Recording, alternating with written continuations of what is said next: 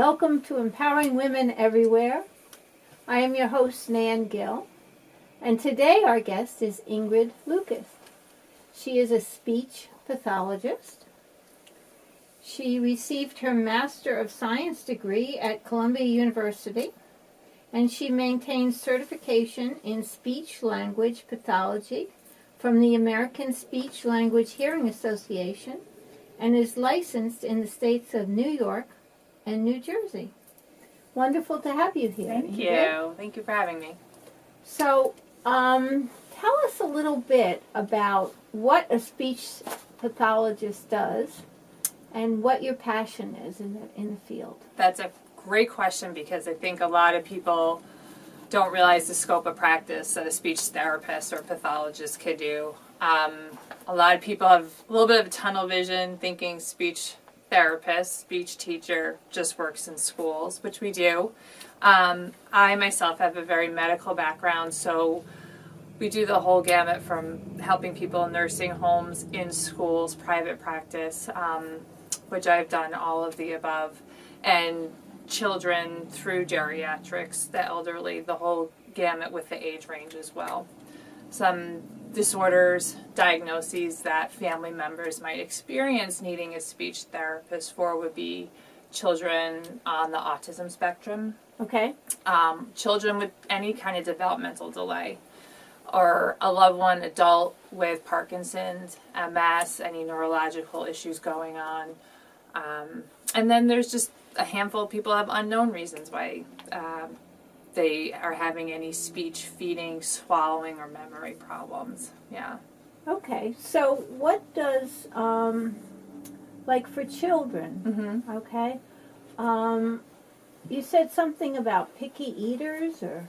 Yeah, so feeding is a big component for speech therapists to handle. And I would never have thought about that. And you can get help for it. Exactly. Yeah, most people don't realize that you can get help for something like that, especially those kids on the autism spectrum. They're very picky eaters. They have sensory problems. So they have very limited unhealthy diets. Their top 5 foods tend to be macaroni and cheese, chicken nuggets, hot dogs, pizza, and chips. There's no fresh fruits, fresh vegetables. Now, where do you come in? I come in to help expand that diet repertoire, to getting them to eating the things that they're not eating, so their diet is more balanced. Because those kids, you tend to see other health issues. You know, if they're eating all processed foods and a lot of sugar foods, sure, they're going to have a hard time sleeping at night or focusing in school. There, you do see a connection with some behaviors that might be there, other medical problems going on. And on the other end of it, with adults, let's say you have Parkinson's disease or you had a stroke. A lot of times there's physical impairment with the swallowing process, which is what a speech therapist would help you do. Now, how would a speech therapist help you with swallowing? Good question again. We do a lot of exercises. Oftentimes it's a muscle impairment issue that causes the swallowing. Food gets stuck in the throat or it's hard to initiate the swallow. And that's where I would come in, or a speech therapist would come in to help rehabilitate what you had lost. Right. Yeah. Okay. What does the term apraxia of speech mean? Apraxia of speech is a coordination problem which results in a lot of articulation issues and overall then reduces speech intelligibility for children or adults. Could be childhood onset where you're born with it, or adult onset where you get it because of a neurological insult, injury to the brain and the motor areas affected.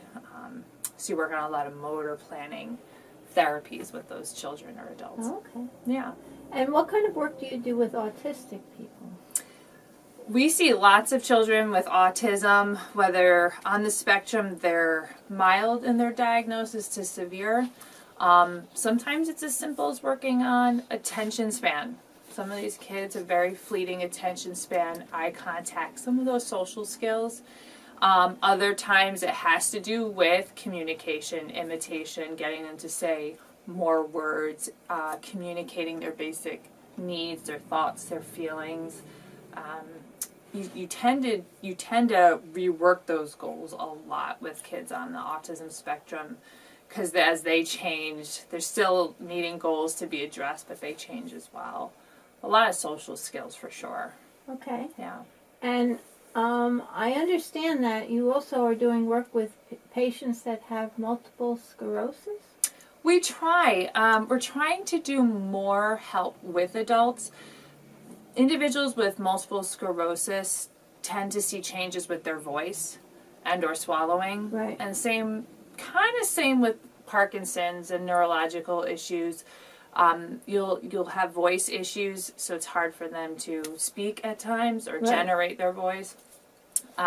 Sometimes they do have dry mouth, difficulty swallowing, and you will also see sometimes a combination of a mild form of dementia with some of these motor illnesses like Parkinson's or MS that we would require speech for as well, with memory. Okay, so when you work with them with speech, you do certain exercises? Correct. So there's a specific voice protocol called LSVT, Lee Silverman Voice Training, and that's specifically designed for patients with Parkinson's disease to help rehabilitate their voice. A lot of that principle you can carry over and use or utilize with other impairments with someone like MS that might have similar voice changes. I always say to clients, and that's why I try to go out and educate them, if you get this type of diagnosis, it's great to start with a speech therapist before you start seeing changes, because it's easier to maintain skill level than to try to recoup a skill level. Oh, okay. That makes sense. Yeah. So I've gone out. So on the onset, they would come to you, and then you would give them certain exercises to do to maintain. Yeah. And so that they would not lose their ability to speak. Exactly. It's about slowing the process down and exactly. You just don't want to lose it. You want to maintain as long as you can. And speech therapy doesn't necessarily eliminate a lot of those changes, but it definitely can ward off that for a period of time. Help caregivers a lot, family members, with coping with some of these and bridging the gap with communication problems. And realizing that too, especially with adult speech therapy, doesn't necessarily mean it's this long-term rind and grind of going to see a therapist for a year. It could be 6 weeks. We get you on a plan of care. As long as you're independent, doing these things at home, that's all you need. So it's more education for adults. Right. Yeah. Whereas the children it's more are longer education. term. Yeah. So this is Empowering Women Everywhere. I'm your host, Nan Gill, and we're sitting here chatting with Ingrid Lucas today about her speech. Here I go. There you go. About her speech pathology practice and how she actually helps people maintain their speech if they're suffering from anything like dementia or Parkinson's or multiple sclerosis by doing the certain exercises. Sure. And it's not something that you have to consider for a long time, but if you, as an adult, come in, she can give you different exercises to do and you can maintain yourself. So that's good news for everyone. Perfectly stated, yeah. Good news for everyone. Yes. So. Yes. And then you're also doing some work in the community as far as education-wise to bring the community up to, the knowledge of what you have to offer. Yes, definitely. Being aware that there are resources in the community is important. Going to the MS and Parkinson's support groups to talk to them about the types of therapies they could potentially utilize or should consider utilizing in speech therapy. And realizing that we're here to offer that. Also providing free parent workshops in the area for children who are picky eaters has been my passion. It's my area of specialty, actually, because it is a big problem and a lot of parents struggle with it. And just even as a mom myself, I see how frustrating it can be when you have kids that are picky eaters. So I'm sort of living it and I'm practicing what I preach with that a bit, because it is hard to work on that and a lot of people truly do want their children to eat healthy, and they understand that they should be doing that. Correct. So I've done a bunch of those workshops as well. Okay, so if somebody wants to have a workshop for one of their parent-child groups or one of the school groups, they can just get a hold of you? Absolutely, yeah. What number would they call? Just the business line is 845-243-3133. Okay. And they would just let us know where they'd like us to speak, and I've tailored it anywhere from 1 hour to 2 hour.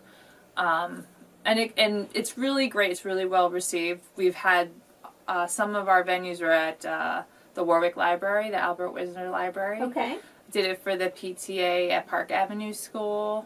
Those were the two recent local venues. Two recent yeah. I've done other school venues, one down in Rockland County.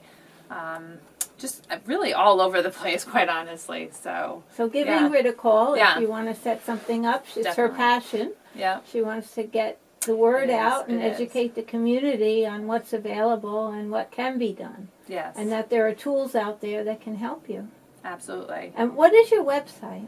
It's www.lucasspeechpathology.com. Okay. So for a all little of wordy. you that aren't too sure about how to spell pathology, we'll put it up on the screen Sure. for you. Sorry about that. No problem. We tried other domain names. It just, one of those things. It didn't work with getting the LLC and the domain name all synced to be up. the same. Yeah, it's not always easy with what's registered and available. Correct. So, yeah. Definitely. So I understand that you're doing some work with TRICARE. Yes, we are a network with Lucas Speech. We are a network with a number of insurance companies. TRICARE is our latest and greatest, and I say that because they service our military members, and we have Stewart Air Force Base right in our backyard, and a fair amount of military families in the valley, and so we became a network with them and trying to spread the word to them that we're a resource for them to use. Blue Cross Blue Shield's another insurance company we accept, and Aetna, funny enough, we're not in network with, but they do reimburse, so they have out-of-network benefits. So I always tell clients or new clients, don't worry if you necessarily see if you're in or out of network, because sometimes there are ways around that. So basically, your services are covered for the most part. Yeah, there's a fair amount of coverage that we can get through insurance companies, and I also have a contract. The business has a contract with the state to service preschoolers. So if you have a kid that's 3 to 5 in preschool, we can do it through the school system as well. So. Oh, cool. Yeah, we have a very small amount of clients are actually cash paying, where it's really directly coming out of their pocket. We can find ways. So you could basically give you a call to talk about coverage and see whether or not your coverage would handle what you need at the time. And you're very happy to speak with people on the phone and educate them about what's going on. Yeah. And your number again is? 845-243-3133. Other thing I think is important to note, the adult care services, they don't advertise a lot for that, and I have really seen in the Warwick Valley area and the lower Hudson Valley, a lot of the elderly or people who are homebound in their adult age population don't really feel like they have a lot of resources locally. I am contracted out through Evercare, Full Care, and Will Care, who are adult home care agencies. Okay. So I'm not in network with Medicare, which a lot of those customers would have. But they can, through those 3 agencies, get services and get home care speech therapy down here. It's just something that those companies don't advertise much of. I feel like they advertise Middletown and North, or Rockland County South, and there's this little bubble here where they don't realize that we can service those areas. Well, basically, if they have any question about the service or whatever, they could just call your office. Absolutely. And check out your website. And we explain exactly to them who they should contact, so that the whole thing's set up. Yeah, make it as easy as possible. So. Perfect. Yeah. Perfect. So this is Empowering Women Everywhere. I'm your host, Nan Gill, and we're sitting here chatting with Ingrid Lucas, who's a speech pathologist, and she's located in the Hudson Valley. But if you're in a different area and you need information, she's available to share with you. Would you travel to give a workshop for young children? Absolutely. All workshops typically are done throughout the Hudson Valley area. And then even providing services are either school-based, we go there, or home care if need be, or in the office. So we have a pretty wide reach with the show, so Manhattan is also an option if somebody wants to make Ingrid go down to Manhattan. I used to live there. I love it there. That's a little bit of a stretch. But the Hudson Valley, the lower Hudson Valley area for the time being. So I have speech therapists that work with my agency, and we're anywhere from Minnesink all the way down to Warwick and kind of the whole circle, Chester. Well, we're going to get you to go to the city if somebody wants a workshop. Absolutely. Okay. As a businesswoman, I've always learned just to say yes, figure it out, say yes, keep going forward. That's it. Because there's so many people that might need assistance. Yeah. And it's an educational thing at any rate. Yeah. No, New York City's great. I lived there for 7 years, so it is my old home. So yeah. We definitely. love New York. I know. What isn't to love about it? The food. Everything. Entertainment. And it's so close to the It really Hudson is. Valley. It's our backyard, and it's great. I actually, early on in my career, since I graduated from Columbia, that's on the Upper West Side, I did go back and a number of years speak. I'm trying to think of the name of the class. Their practicum class, talking about home care and the advantages and disadvantages to the graduate students there in the master's program. Because it's hard to realize why you should or shouldn't do certain jobs right when you're a new therapist, and so I have gone back and visited and spoke down there. It's important, you know, to keep your ties with your, past. Yeah. And kind of move on to the future. Yes. Always. So speaking of the future, yes, what would you like to see in the next few years with your company? That's a great question.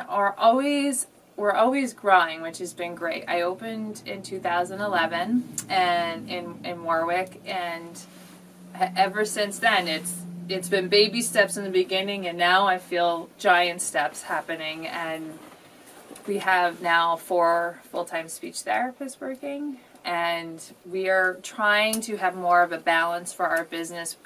We're very heavy based with servicing school-age children, and we're trying to really do more outreach with the aging population and all these neurological issues that they have that come with that, whether it's dementia or if it's MS, Parkinson's, a stroke, Lou Gehrig's, ALS, some of the more rare diseases. Right. There is a big need for that, and we're really just trying to reach that population, have a little more balance in our practice. From what you said, if you're able to reach someone who may have dementia and give them those exercises, it may diminish the speed in which the dementia takes over. So important, yeah. And even just the frustration, and not just for the client, but the family itself, if there's a breakdown in communication, it's very frustrating to try to figure out how's mom or dad feeling today. Are they hungry? If they're not communicating those things. Right. To be able to bridge that gap while you're trying to rehabilitate some of that communication. It's just overall very important for a lot of people's frustration level even, and comfort. It's quality. It's about quality of life issues, a lot of those times, and helping prioritize some of the goals. We get a lot over the years, when you work with these types of people and clients, some more serious issues come up because I'm a feeding consultant and I do a lot with swallowing issues. Do we do tube feeding? What happens with dementia, a lot of those patients stop eating, and helping a family figure that out and make those decisions. That's where a speech therapist comes in. Yeah. Okay. So Yeah. So basically, you want to work more with the elderly. Yeah, it would be great to people have. that are, suffering from Yeah. multiple sclerosis or Sure. from Lou Gehrig's disease Mhm. or one of those. That, fortunately, is a little more rare, you see. But it does happen, So for someone with PHP or Mm-hmm. Lou Gehrig's disease, you Yeah. can actually help them. In a sense, yeah, you help them to compensate as things change with their body and to Right. keep them eating as safely as possible for as long as possible. Because there's this type of clientele is always at high risk for aspiration, meaning when they swallow, the food goes the wrong way Right. and it goes into your lungs. You get pneumonia. It's a whole list of problems. Right. So we want to make sure everything, the diet is always modified to meet that person's needs, to make sure they're safe. But it's so important to be able to eat by mouth. I mean, that's how we show love, right? If you know someone who's sick, you want to feed them and take care of them. That's how you love them. So for a family to have that component, stay there as long as possible when dealing with a sick family member is really the sweetest thing you could do for quality of life.